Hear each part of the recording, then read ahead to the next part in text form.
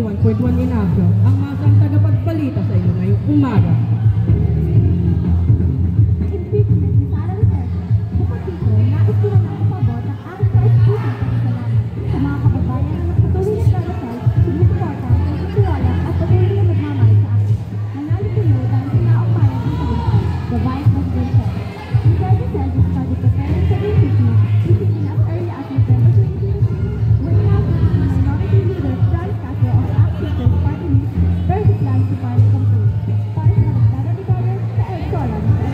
Noong February 5 ng 85, pinapugahan ang House of Representatives sa impeachment ng pangalawang Pangulo si Harry Duterte ay sumampalatang katiwalian, maling paggamit ng pondo at nagbabanta sa buhay ng Pangulong Ferdinand Marcos Jr. Sinatakdaw ng Pilipinas, isinali ang State of the Nation Audit sa Pangulong Marcos Jr.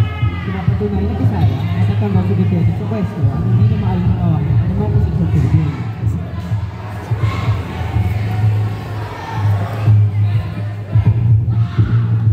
Election 2025, may bagong balita ating pakikinggan.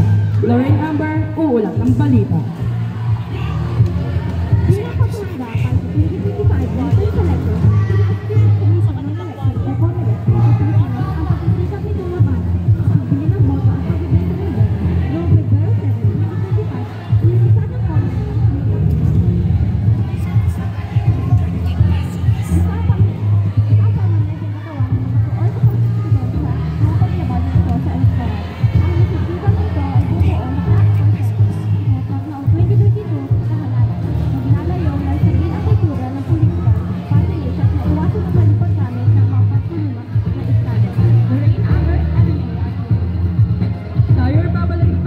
pagkatapos ng isang maikling pahinga.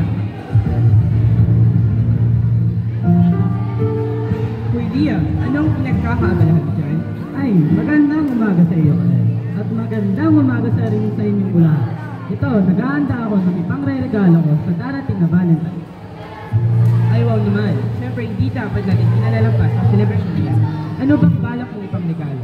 Ito ang KitKat, isang matamis at masarap na tsokolate na siguradong magugustuhan ng lahat. Kaya ano pang hinihintay mo? Bilhin na. Maraming salamat, Dia. magkakalaon sa mga bubuti na nagpakita ng eksplosyon sa seryoso na si Mia Margaya at Joven Malaban, uulat ng balita. Bulgang Kanlaon, labas ng mga bugal na naman ng pusok ng mga 1,500 ng metro. Huling sumabog ito noong 9 na Disyembre taong 2024. At ngayon ay nag-aalboroto at mga nagbubugat at mga palabado. Joven, anong kalagayan ng mga taong malapit dito? Ano ang sabi ng PBOX tungkol dito? Bilang pag-iingat, inatasan ng mga otoridad ang paglikas sa mga residente sa loob ng 6 km radius mula sa bunganga ng bulkan. Pumigit kumulang 100 katao ang lumikas sa mga evacuation center sa Canlaon City pagsabit ng gabi ng Disyembre 9 at inasahang aabot ng higit 2,000 ang bilang ng mga lilikas kung magpapatuloy ang pagsabog. This is Joven Malabahan, nag-uulat.